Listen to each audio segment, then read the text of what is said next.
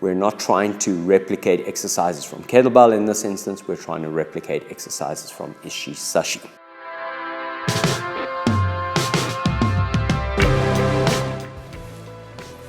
Onegaishimasu. Welcome back to Goju Ryu Karate Center. Today, a little bit more Hojo Undo to help everybody develop their traditional aspect of their Goju Ryu karate. Please remember, Goju Ryu without Hojo Undo is like a motor car missing a wheel. You end up riding on 3 wheels, sooner or later something's going to go wrong. The tool of choice today is the Ishi Sashi, the stone padlock. Traditionally, these would be concrete sections with a wooden handle or with a stone handle that would have been built into the walls, and the big wooden slider would be used to lock the door. Okinawan variation of a Yale lock. Today, if you would like something that is similar to that, and you had to go and look for something that is basically concrete, you'd have to build a casting or a mold, etc. A lot of people have made steel variations of these Yale locks or stone padlocks.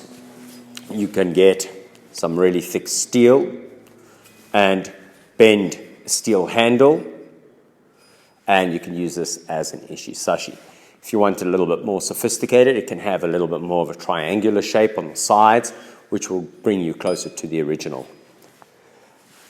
These I have only got one of, and these came from Sensei Bram Piens, who was a hardcore, very serious Okinawan Goju Ryu practitioner in a small town, or a relatively smallish town globally, in Potchefstroom in the northwest of South Africa.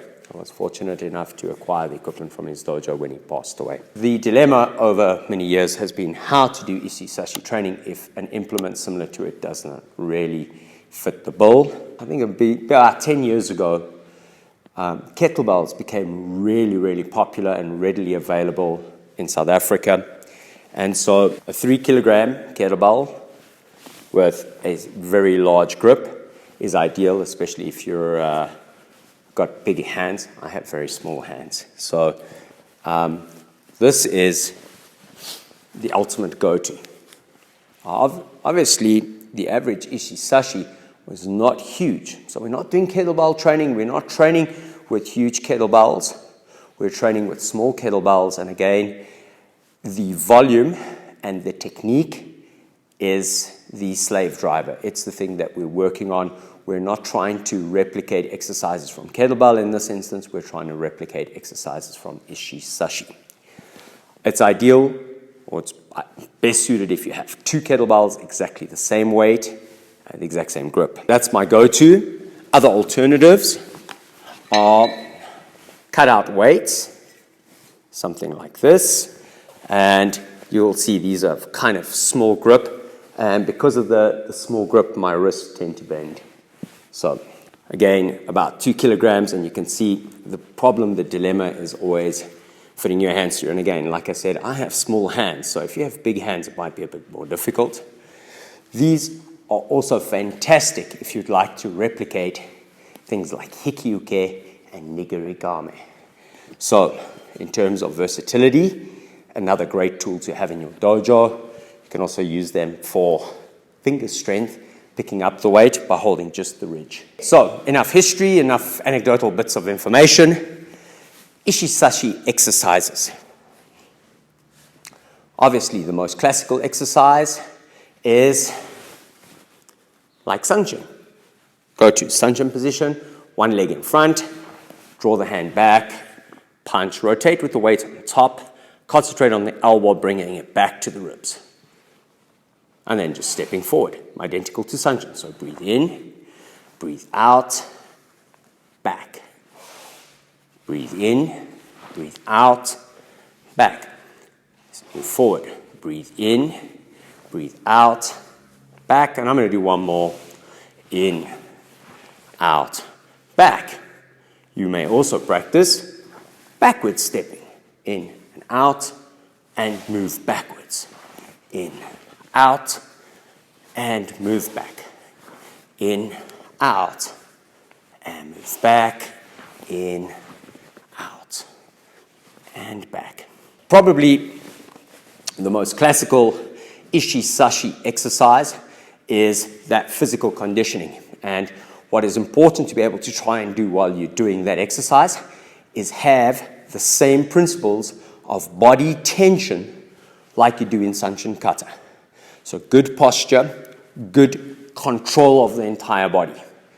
Again, you don't want to be working with a 7.5 or a 10 kilogram kettlebell that is now going to force you to do an exaggerated movement. You want the weight to be manageable. You want to use the weight just enough to feel that you're conditioning your technique rather than trying to build a powerful musculature that is cosmetically appealing. These exercises don't necessarily create this fantastically summer body. They build your karate, and as such, they are your karate. We're not doing weight training now. We're training karate-do. We're training Goju Ryu. Exercise number 2 that I'm going to do, again, because it is easy to see where it comes from, is the movements from Shisochin. So I open my hand, I put the weight on my wrist, and I repeat that on the bottom hand, and now I have extension on arms, and if I'm to the front, you can see I'll use my thumb to pinch the weight, down and extend. Up, cross, down and extend. This is standing still. Then with training in one direction, shifting the feet back and forward, back, forward, back, forward, back, and forward. And then obviously you can copy literally 4 directions if you want, if you have adequate space, or if there's only 1 or 2 people training in the dojo, exactly like the kata. So you could have, let me see where I'm going to go. 1, 2, 3, 4. And you practice exactly like the kata. That's exercise number 2 with the Ishi Sashi. Exercise number 3 is kind of the opposite of this movement that you see in the Shotokan kata. I think it's called kankudai or kankaku, where you see the arms raising up and then down.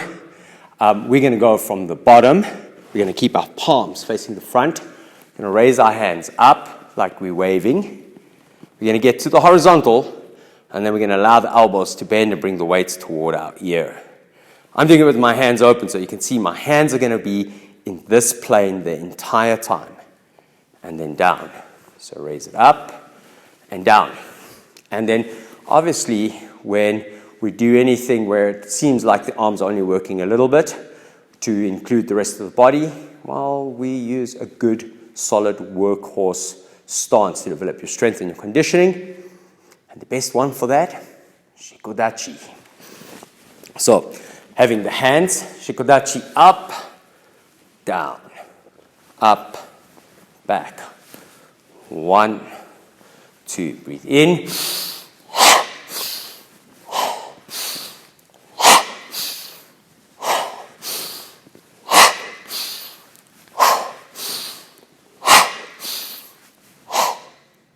Next exercise, again, utilizing Shikodachi, hands hanging, and as you drop, you're going to raise the weight using your forearms. As you drop, raise the weight, and come back up, and raise the weight, and up. And obviously, you can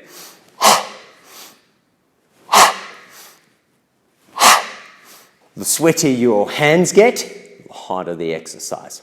So we've got essentially 4 really good exercises with the Ishi Sashi or the kettlebell that you can do and that you can use as a building block. And this will cover the beginning doing conditioning with the Ishi Sashi. Again, my point of reference usually is Sensei Morio Higawana's first volume or first book on traditional Okinawan Goju Ryu, and a lot of the ideas, etc., come directly from there. And then obviously there are Jundokan, OGKK, etc., all utilizing the same ideas. All right, hopefully that covers a good start. Double kettlebell, Ishi Sashi, so that you can train. Before I run away, just to give some of you perspective, in my dojo, I do like kettlebells. I used to do some PT work with them, and we have kettlebells as big as 24 kilograms, or 30. I've actually got two 32-kilogram kettlebells. The idea behind this weight is that this is, for the average person, it's a one weight per person kind of thing, and obviously we can use it to develop our strength, doing things like Shikodachi, doing kettlebell swings, floor to overheads, Turkish get-ups, etc. Big monster kettlebells. Up. These kind of exercises, these are great for your body. But please separate out what's a kettlebell drill and when you use two smaller kettlebells and use them as Ishi Sashi. Arigatou gozaimasu. Thank you very much. Sayonara. Onegaishimasu. Welcome to the Goju Ryu Karate Center. Because I am not that seriously advanced at remembering lots of things, Sensei Zoe has given me a sheet of paper with all the bits of information I need to share. The Goju Ryu Karate Center will be launching a membership system or membership program. We have 3 tiers to our membership.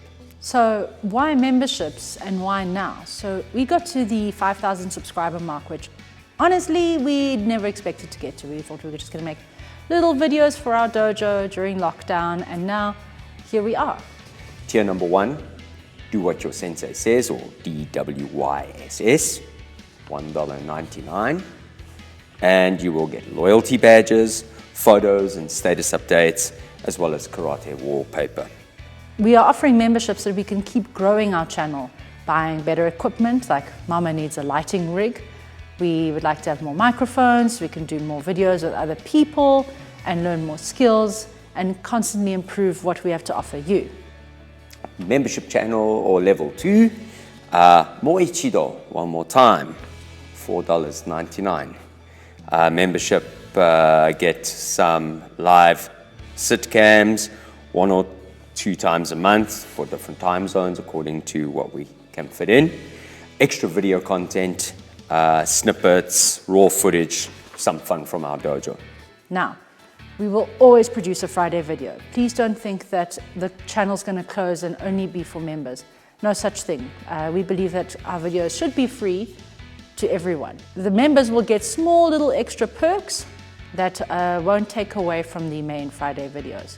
And then last level is only for the brave, or for the brave, $24.99 US, which is everything that the other 2 groups have got, plus second dojo, which is Izakaya, which is second dojo Zooms on a Friday or Saturday, our evening time, to chat to people, not in a karate setting, not with karate suits on, but so we can talk about karate history and dojo life and how we run dojos, and just collectively share the beautiful knowledge that is piling up in our comments. Postcards and vouchers for Teespring for merchandise. So, join us. Thank you so much for your support. Thank you so much for every comment, your subscriptions, the emails you send. We are so grateful. We have the best karate community on the internet. Arigatou gozaimasu.